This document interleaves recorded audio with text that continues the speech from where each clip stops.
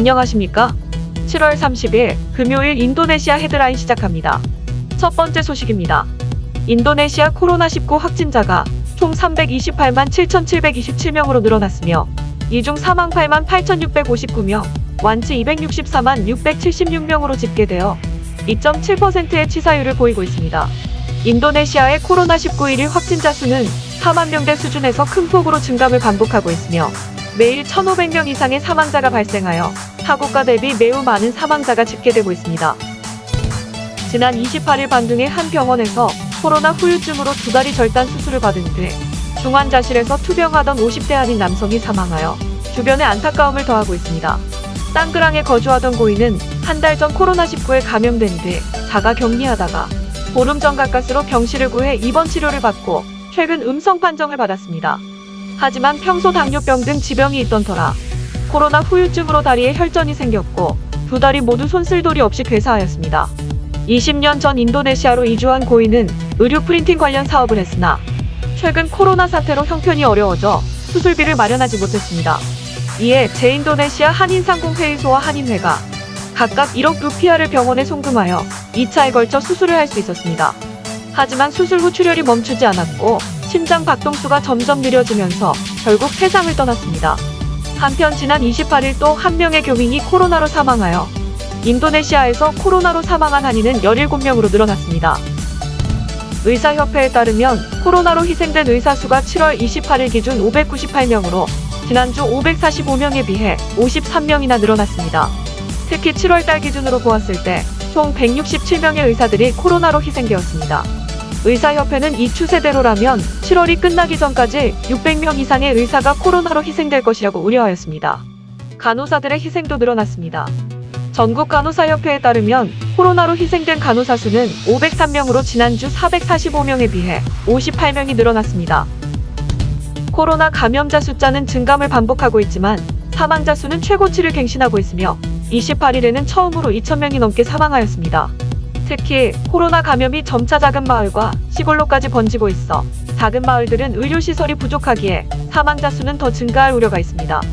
지난 28일 기준 1,824명의 추가 사망자를 기록하여 인도네시아는 총 8만 8,659명이 코로나로 희생되었습니다. 방역당국은 지역 지도자들에게 경미한 코로나 증상이 있는 사람들을 빨리 회복시키고 다른 사람들에게 전염시키지 않기 위해 더 많은 격리센터를 준비할 것을 요청하였습니다. 한편 보건부는 확진자 수 대비 매우 많은 사망자가 발생하고 있기에 확진자 수를 속이는 것 아니냐는 소문을 일축하였습니다. 전국적으로 병상 점유율은 감소하고 있으며 치솟는 사망자 수는 델타 변이 바이러스 때문이라고 말하였습니다. 7월 한 달간 인도네시아에서 출국한 외국인 수는 19,000여 명에 달합니다.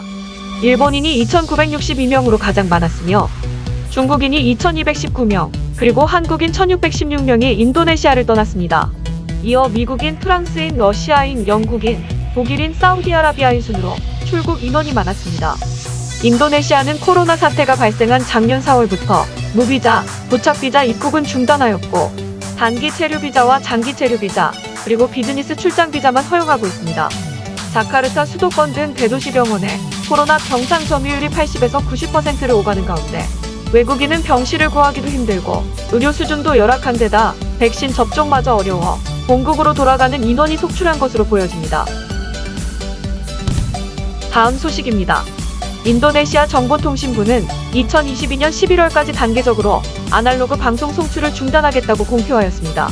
아날로그와 디지털 방송은 모두 공중파를 사용하지만 영상 정보를 송출하는 방법에 차이가 있습니다. 아날로그 방송은 압축 과정이 없어 정보를 전달할 수 있는 용량이 매우 제한적이며 전송 과정에서 잡음 및 왜곡의 영향을 크게 받으며 이로 인해 손상된 신호를 완벽하게 복원하기가 어려워 신호 품질이 떨어집니다. 반면 디지털 방송은 영상과 음성을 각각 0과 1이라는 이진수로 정형화시킨 데이터를 디지털 데이터 변조 방식에 맞춰 주파수에 실어 보내기 때문에 데이터 손실이 적고 전력 소모도 적습니다. 즉, 디지털 방송의 화질과 음질이 훨씬 우수합니다. 하지만 디지털 방송은 별도의 셋톱박스를 설치해야 하는 단점이 있습니다. 정보통신부는 디지털 방송망이 활성화될 수 있도록 11월 2일까지 전국의 모든 가정에 디지털 방송을 볼 수 있는 셋톱박스를 제공할 계획입니다. 해당 셋톱박스는 20만 루피아에 구입할 수 있지만 저소득 가정에는 무료로 제공할 예정입니다.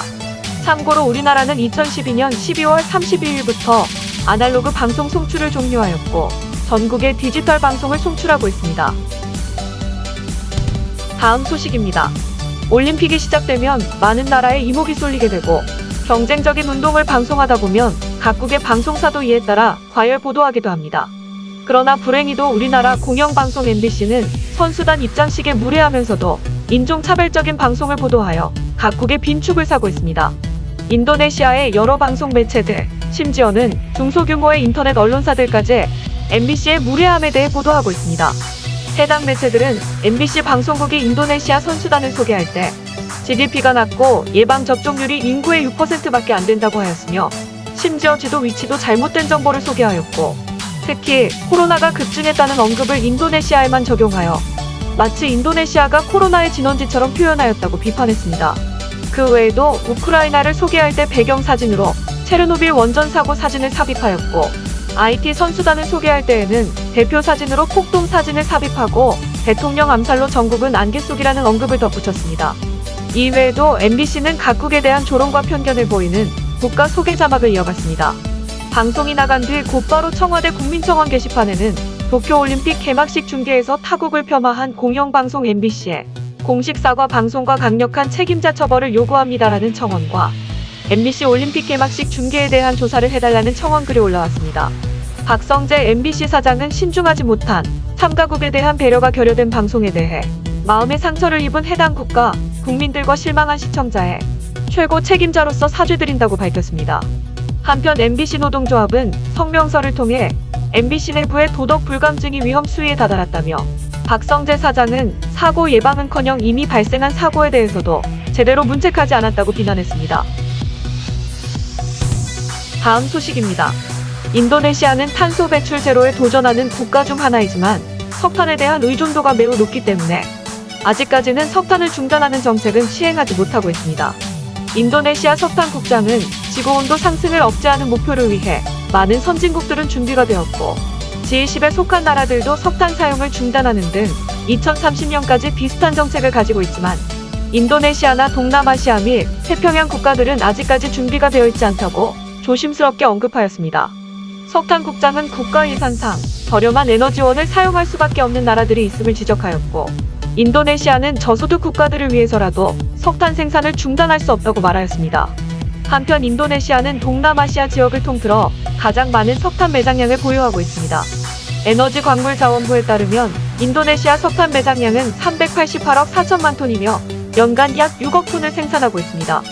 생산량이 같다는 전제하에 향후 65년 동안 사용할 수 있는 에너지원이며 2020년 인도네시아가 석탄 수출로 벌어들인 외화는 약 26조 루피아에 달합니다.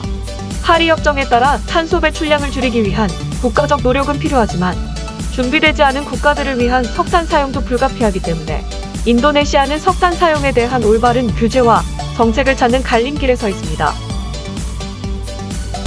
다음 소식입니다. 필수산업개혁연구소는 인도네시아 정부가 전기차와 배터리에 집중 투자하여 글로벌 허브로 만들기 위한 노력을 하고 있지만 인도네시아 교통산업은 바이오 연료 기반을 먼저 거쳐가야 할 것이라고 조언하였습니다. 연구소 소장은 2030년에도 인도네시아 대부분의 사람들은 내연기관 차량을 이용하고 있을 것이고 짧은 거리를 이동하는 버스 등의 대중교통에는 전기 차량이 적합하지만 규모가 큰 차량이나 장거리를 이동해야 하는 차량에는 연료 급여가 빠른 내연기관이 보다 더 적합하다고 주장하였습니다. 또한 전기 차량을 기반으로 하는 교통산업을 운영하기 위해선 전국적으로 최소 3만 1000여 개의 상업용 충전소를 건설해야 하는데 바이오 연료는 기존의 주유소를 통해 연료를 보급할 수 있는 장점도 있습니다.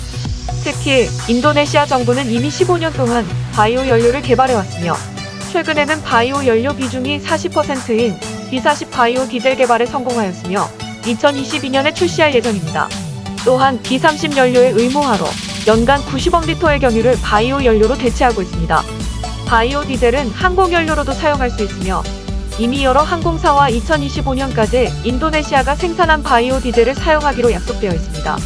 필수산업개혁연구소 사무총장은 리튬 배터리의 주원료인 니켈과 코발트의 매장량이 많은 인도네시아에서 전기차 산업을 육성하는 것은 당연한 것이지만 바이오 연료 개발에 대한 중요성도 놓쳐서는 안 된다고 밝혔습니다. 다음 소식입니다. 인도네시아 태양에너지협회는 지붕형 태양광 발전기 설치가 3년 동안 486% 성장했다고 밝혔습니다. 2018년부터 2021년 3월까지 5배 가까이 성장한 것으로 대중들도 청정에너지에 높은 관심을 보여주는 것이라고 전했습니다. 현재 지붕형 태양광 발전기를 설치한 가정은 3,472세대에 달하며 총 전력 용량은 26.51메가와트입니다. 지역으로는 서부자바가 6.17메가와트로 가장 높았으며 그 다음은 자카르타로 5.87메가와트의 전력을 생산하였습니다. 에너지자원부는 태양광 발전기 시설에 들어가는 비용이 매년 낮아지고 있기 때문에 설치를 희망하는 가정들이 더욱 늘어날 것이며 정부도 신재생 에너지 활용 중 태양광 사업에 우선순위를 두고 있다고 언급하였습니다. 다음 소식입니다. 사회활동 제한이 시행되고 있는 가운데 생계를 위해 어쩔 수 없이 집을 나서는 노점상들이 많이 있습니다. 매일 돈을 벌지 못하면 먹을 것이 없다는 것이 노점상들의 주장이지만 코로나 확산을 막기 위해 경찰들도 필사적으로 단속하고 있습니다. 그런데 한 경찰관의 이야기가 온라인상에서 크게 화제되고 감동을 주고 있습니다. 75세의 장난감을 판매하는 한 노인이 사회활동 제한 중에도 노점상을 열다가 경찰관에게 단속되었습니다. 경찰관은 물건을 압수하거나 위협적인 언행으로 노점을 접게 하는 대신 장난감 가격을 물었습니다. 노인은 5천 루피아라고 대답하니 5개를 달라고 한 후 500만 루피아를 받으라고 노인에게 주었습니다. 500만 루피아를 받은 노인은 경찰관에게 고맙다고 큰절을 합니다. 경찰관은 사회활동 제한 기간에는 장사를 중단해야 한다는 사실을 고지해 주었고 이 돈이면 한 달 동안 장사를 중단할 수 있냐고 물었고 노인은 가능하다고 하였습니다. 해당 경찰관 이야기는 소셜미디어에 업로드되어 많은 네티즌들이 경찰관의 행동에 박수를 보냈고 이것이야말로 진정한 해결 방안이라며 극찬하기도 하였습니다. 시청해주셔서 감사합니다. 다음 시간에 뵙겠습니다.